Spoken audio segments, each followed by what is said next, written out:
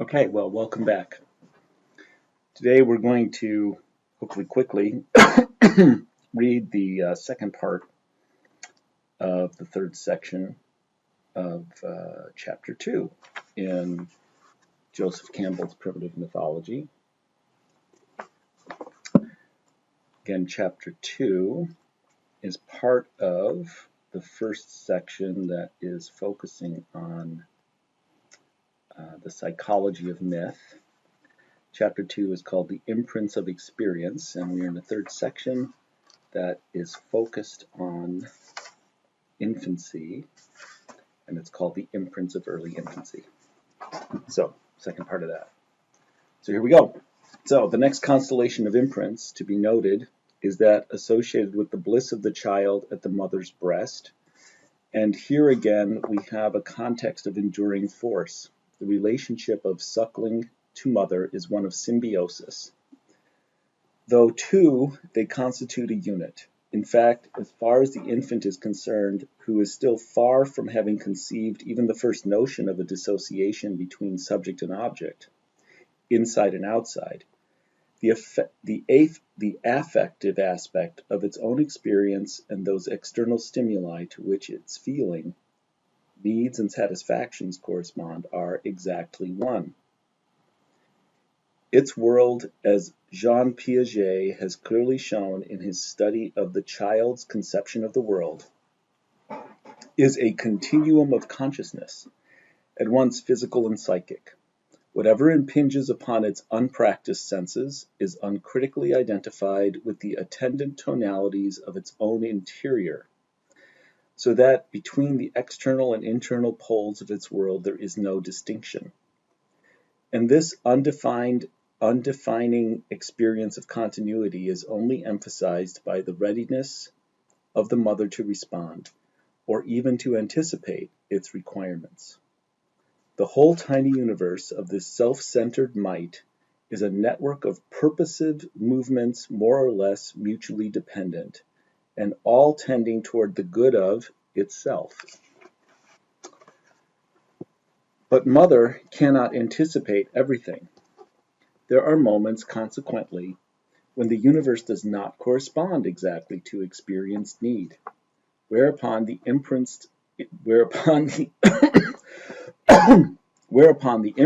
of that first terrifying shock of separation, the birth trauma, which afflicted the whole organism in its initial experience of the assault of life, are more or less forcefully reactivated. The mother is absent, the universe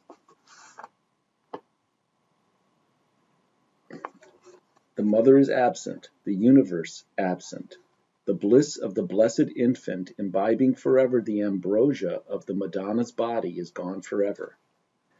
Melanie Klein, who has devoted particular attention to this very early chapter of our universal biography, has suggested that at such moments an impulse to tear good body content from the mother is immediately and simultaneously identified by the child with the danger of its own bodily destruction.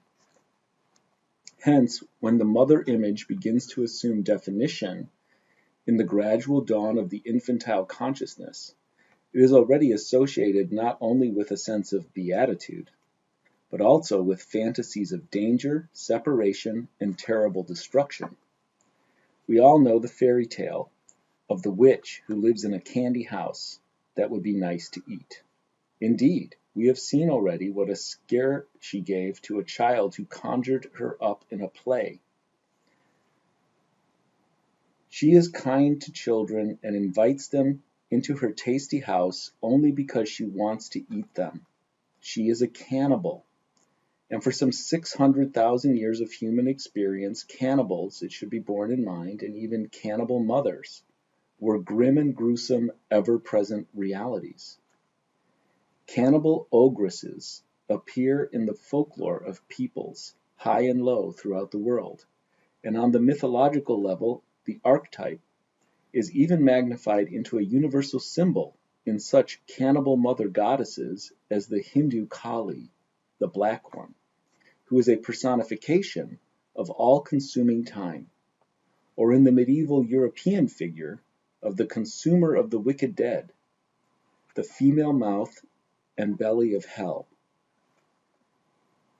In a myth of the Melanesian island of Molecula, in the New Hebrides, which describes the dangers of the way to the land of the dead, it is told that when the soul has been carried on a wind across the waters of death and is approaching the entrance of the underworld, it perceives a feminine guardian sitting before the entrance, drawing a labyrinth design across the path, of which she erases half as the soul approaches.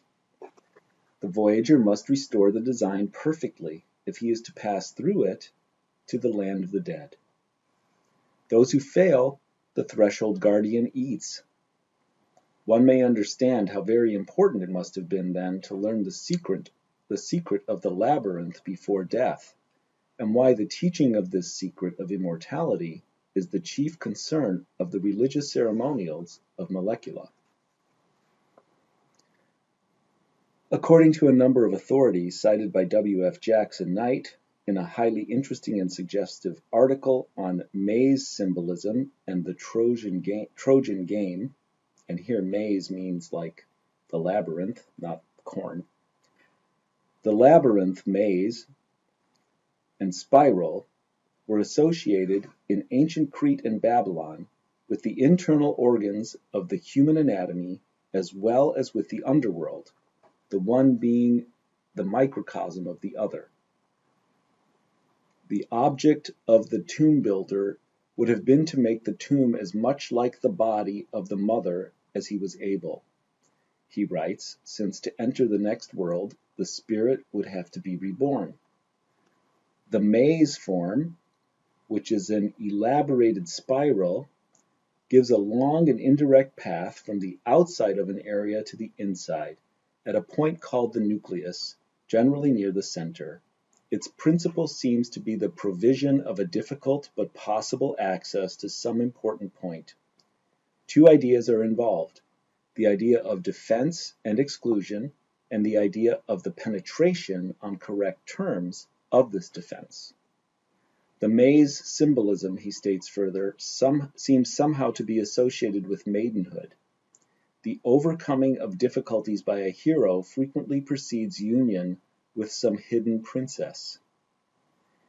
In the celebrated story of Theseus, the labyrinth, and the Princess Ariadne, the Cretan labyrinth was difficult to enter and as difficult to leave. But Ariadne's thread supplied the clue. And when the legendary founder of Rome, the hero Aeneas, arrived in the course of his journey from Troy at the cavern entrance of the underworld, he found engraved there upon the rocky face a figure of the Cretan labyrinth.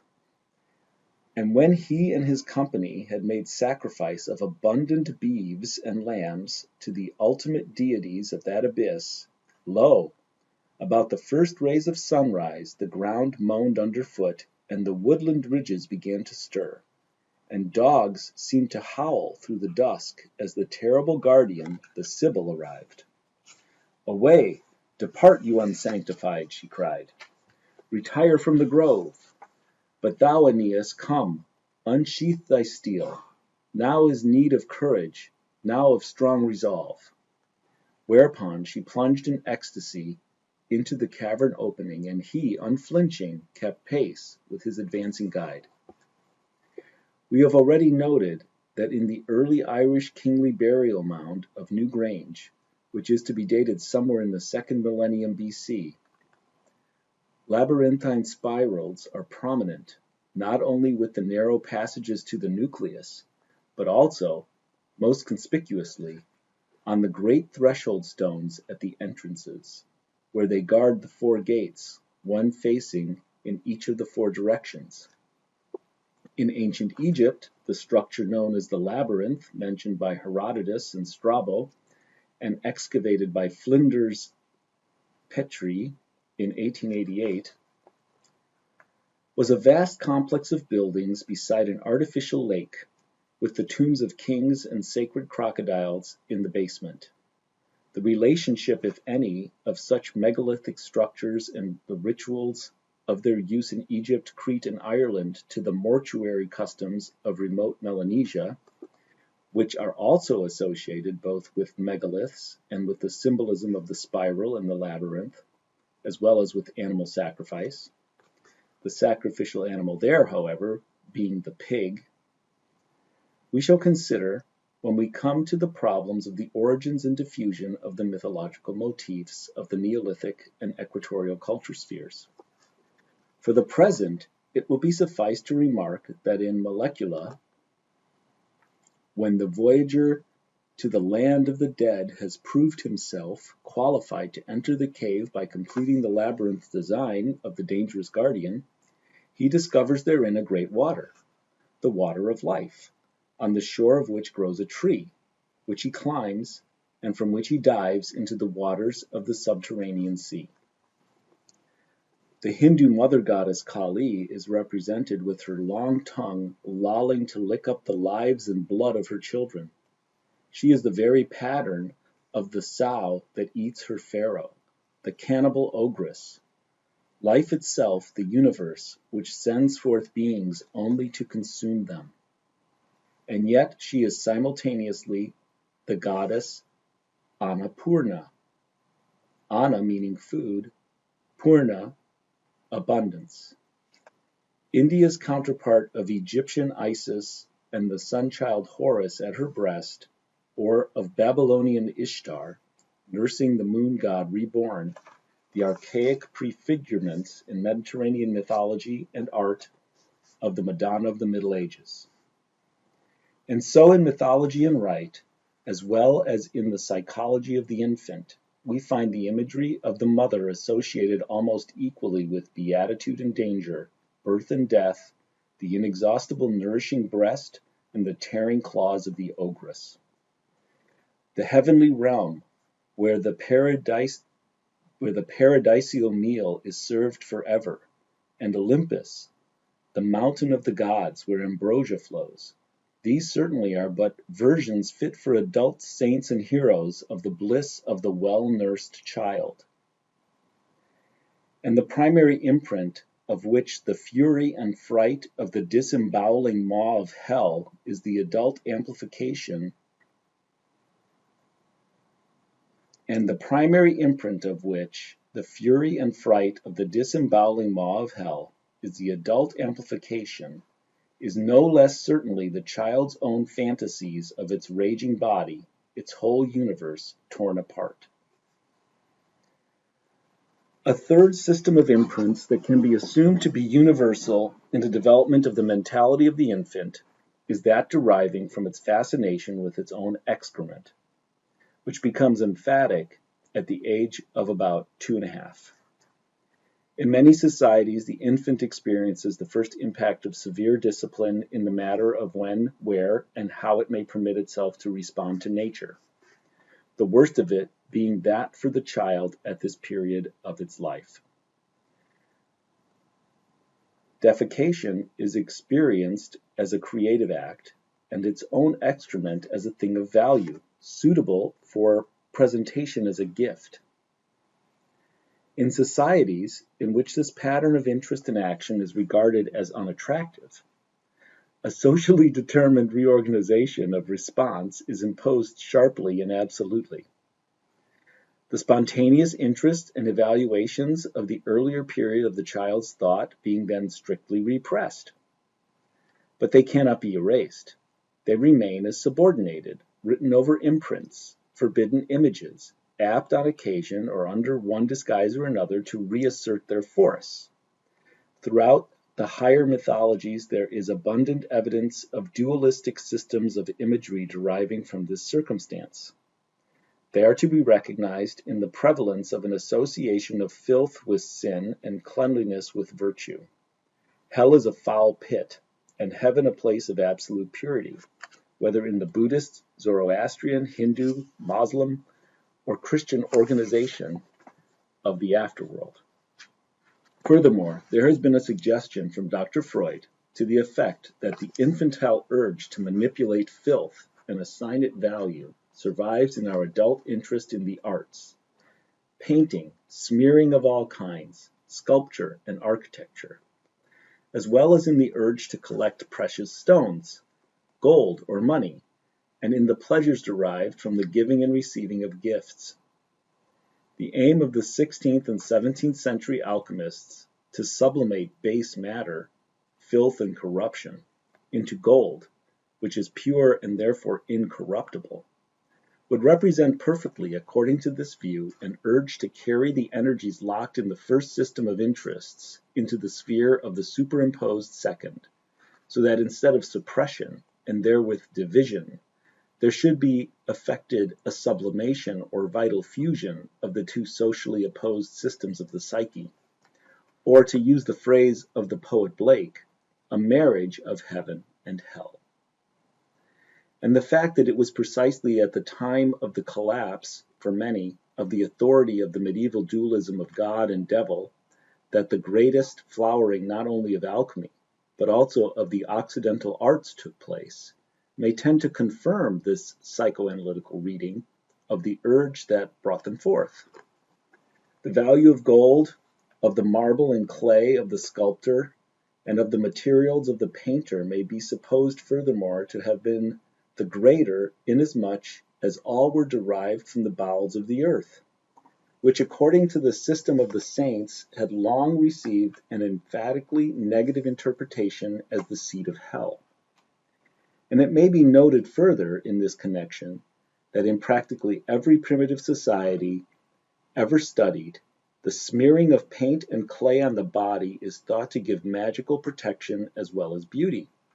But in India, where cow dung is revered as sacred, and the ritual distinction between the left hand, used at the toilet, and the right, putting food into the mouth, is an issue of capital moment, a ritual smearing of the forehead and body with colored clays and ash is a prominently developed religious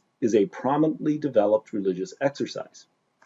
And finally, that among many advanced as well as primitive peoples, the sacred clowns, who in religious ceremonies are permitted to break taboos and always enact obscene pantomimes, are initiated into their orders by way of a ritual eating of filth.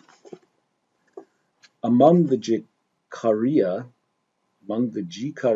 Apache of New Mexico, maybe it's Jicarilla. Among the Jicarilla Apache of New Mexico, the members of the clown society are actually called striped excrement. They are smeared with a white clay and have 4 black horizontal stripes crossing their legs, body and face. In our own circuses, the clown is garishly painted, breaks whatever taboos the police permit, and is a great favorite of the youngsters, who perhaps see reflected in his peculiar charm the paradise of innocence that was theirs before they were taught the knowledge of good and evil, purity and filth. So we'll stop there for today. Thanks for joining me. When we return, we will read the next part of Chapter 2, which will take us to the end of Section 3. Enjoy your day.